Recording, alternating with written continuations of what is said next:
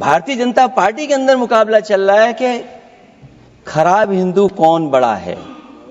जो पार्टी ये कहती हो कि दुनिया की सबसे बड़ी पार्टी है, अध्यक्ष महोदय वो अपना राष्ट्रीय अध्यक्ष नहीं चुन पाए अभी तक। मैं अखिलेश जी ने बहुत हंसते हंसते कहा है, इसको हंसते हंसते जवाब देना। इस सामने जितनी पार्टियां हैं उनका राष्ट्रीय अध्यक्ष उन 5 लोगों को ही चुनना है परिवार के।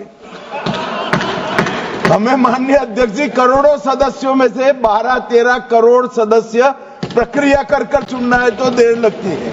आपके यहां जरा भी देर नहीं लगेगी। मैं कह देता हूं अभी 25 साल तक आप अध्यक्ष हो जाओ, नहीं बदल सकता। आदरणीय सभापति महोदय, मैं आपका बहुत धन्यवाद देना चाहता हूं कि बहुत ही महत्वपूर्ण और देश के लिए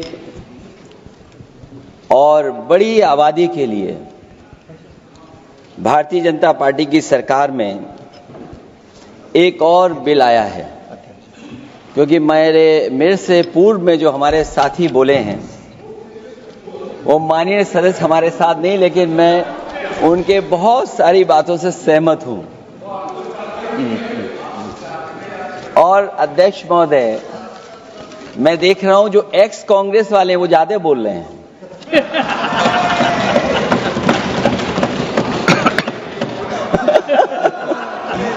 आदरणीय अध्यक्ष महोदय,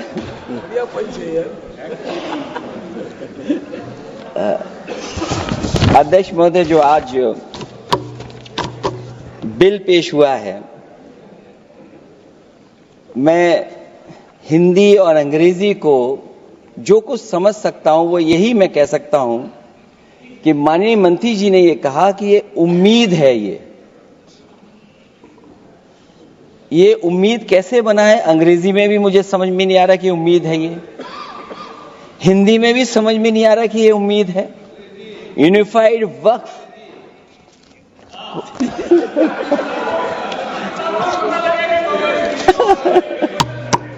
अध्यक्ष महोदय, यूनिफाइड वक्फ मैनेजमेंट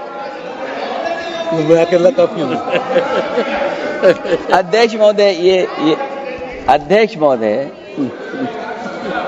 मैं समझ सकता हूं कि मैं वो बात छेड़ना नहीं चाहता था, लेकिन क्या करूं, मजबूरी है अब।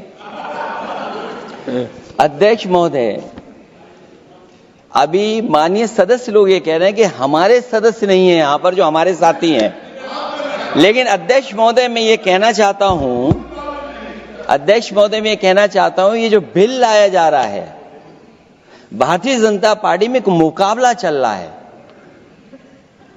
भारतीय जनता पार्टी के अंदर मुकाबला चल रहा है कि खराब हिंदू कौन बड़ा है। और ये बात अध्यक्ष महोदय मैं ऐसे ही नहीं कह रहा हूं। जो पार्टी ये कहती हो कि दुनिया की सबसे बड़ी पार्टी है, अध्यक्ष महोदय वो अपना राष्ट्रीय अध्यक्ष नहीं चुन पाए अभी तक। अध्यक्ष महोदय, भारतीय जनता पार्टी क्या है?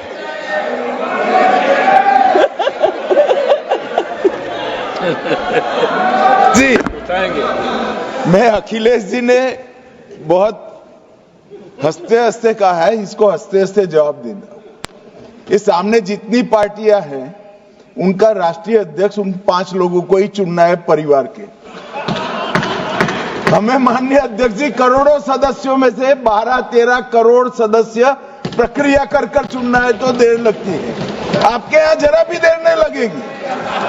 मैं कह देता हूं अभी 25 साल तक आप अध्यक्ष हो जाओ, नहीं बदल सकता। अध्यक्ष महोदय, क्योंकि जो बात निकल के आई है वो मैं फिर आगे बढ़ा दूं। अध्यक्ष महोदय, जो बात सोशल मीडिया या और जगह गुपचुप हो रही है, कहीं ऐसा तो नहीं था कि अभी कुछ दिन पहले यात्रा जो हुई है वो कहीं 75 वर्ष की एक्सटेंशन वाली यात्रा तो नहीं थी। अध्यक्ष महोदय, ये जो इस बार जो वक्फ बिल आया है, नाकामी का पर्दा इस बार है वक्फ बिल। और नाकामी कोई एक आध नहीं है, मैं कई नाकामियां बता सकता हूं। अभी मैं माननीय सदस्यों को सुन रहा था, वो पुराने कई बिल उनके बारे में चर्चा कर रहे थे कि कितने प्रोग्रेसिव बिल लेकर के आए हैं। मुझे याद है मैं उत्तर प्रदेश में उस समय था और मुझे लगा कि शायद इनकी वो बात ठीक होगी। एक ये बहुत तैयारी के साथ फैसला लेकर के आए थे और फैसला ये लिया था आधी रात के आज के बाद नोट नहीं चलेंगे, नोट बंद हो जाएंगे। अध्यक्ष महोदय, उस नोटबंदी नाकामी के बारे में भी तो चर्चा हो जाए कि अभी भी न जाने कितनी जगह पर कितना रुपया निकला जा रहा है, कितना निकल करके आ रहा है। केवल नाकामी नोटबंदी की नहीं, नाकामी बेरोजगारी की भी है, नाकामी महंगाई की भी है, नाकामी किसान की आय दोगुनी नहीं कर पाए वो भी इनकी नाकामी है। मुझे याद है एक माननीय मंत्री जी पूरे देश की नदियों के बारे में बीओडी बता रहे थे, लेकिन माननीय मंत्री जी ये भूल गए कि उनके शहर में, उनके क्षेत्र की जो नदी है उसकी बीओडी क्या है। गंगा क्या साफ हो गई, यमुना क्या साफ हो गई, स्मार्ट सिटी क्या बन गई, क्या गोद लिए हुए गांव इन्होंने गोद से उतार दिए, उनकी क्या दुर्दशा है। इसलिए मैं कहना चाहता हूं, ये नाकामी का पर्दा इस बार वक्फ बिल बना है।